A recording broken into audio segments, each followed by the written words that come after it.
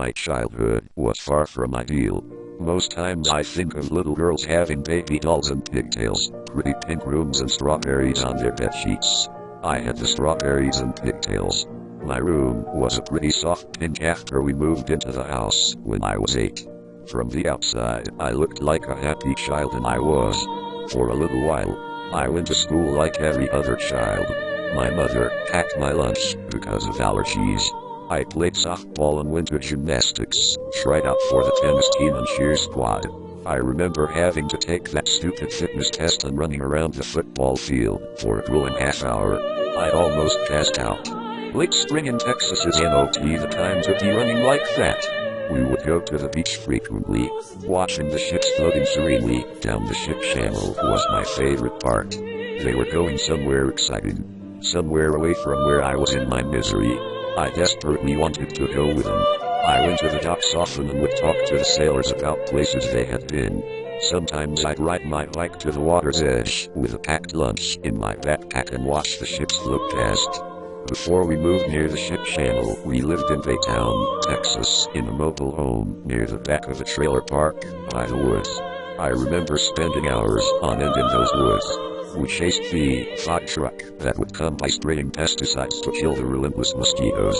I wonder how many of my health issues now can be traced back to them. I remember the first time I was molested. The washing machine was olive green and it matched the rest of the bathroom.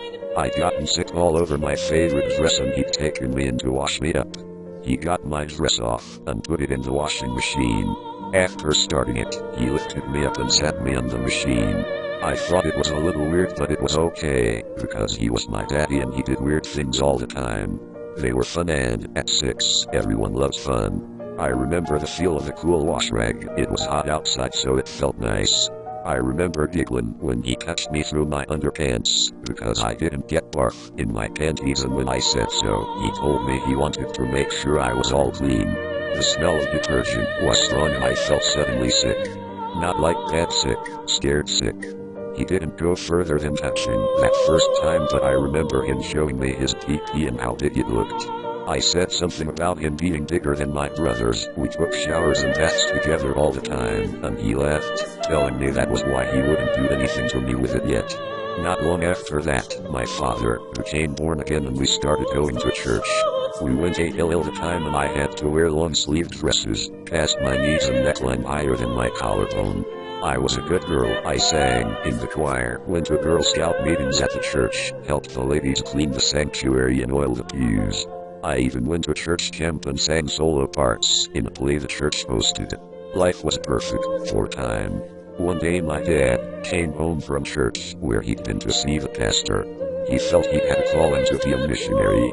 The pastor didn't think he was ready or something and told him he wouldn't back him. We never went back to that church again and we moved shortly afterward to the first real house we'd ever lived in. Up till then, all I'd known was mobile homes or military housing. I was soon going to a school nearby and had friends. My grandmother lived a block from us and we spent many Christmases at her house with her. From the time we moved into the house till after I left, my father molested me. I was 9 when he started making weekly trips into my room to tuck me, and he told me many times that if I told, he'd kill my mother and my little brother. To prove to me that he could, he dismembered my kitten in front of me. I was 11 and I still remember the mewling of my kitten 30 years later. When I was 12, my father came to me one night and asked me if I really wanted to get some extra money for something I wanted to buy. I was excited at the prospect, so I said yes. He kissed me and smiled, then walked to the light switch and turned it off. I heard the familiar sound of his belt buckle hitting the floor and my body went numb. I knew what was going to happen next, so I left. I went to the corner of my room, looking at the people on the bed, and waited till he was done. For a year, at least, I'd been disappearing into myself when he'd visit me. When he tucked the covers over my shoulders, he turned to leave and drew his wallet from his pocket. Pulling a 20 from his billfold, he chuckled and placed it on the dresser by the door before leaving. This went on till I was 15. My older brother's best friend and I ran away together. He was 20 and had a car, so one day, after a particularly bad beating the night before, I wrote my mother a note and left it on my nightstand when I left for school. I had packed my clothes in my backpack and went to the bus. I had made plans the night before with my boyfriend to run away. He knew that my father was hitting me. He had seen it with his own eyes that previous night when my father beat me because I hadn't done the dishes. We left town around noon. I had skipped out after third period gym and met him at the pool. We went back to his place and packed the trunk with his stuff, then headed out. I remember crying because I was afraid for my mother, and about halfway to Amarillo I remember it was my father's graduation day. We got a motel in Raton Pass and slept that first night. I was exhausted and sore. Will was so gentle and sweet. He tucked me into bed and held me protectively, kissing my eyebrows and telling me I was safe.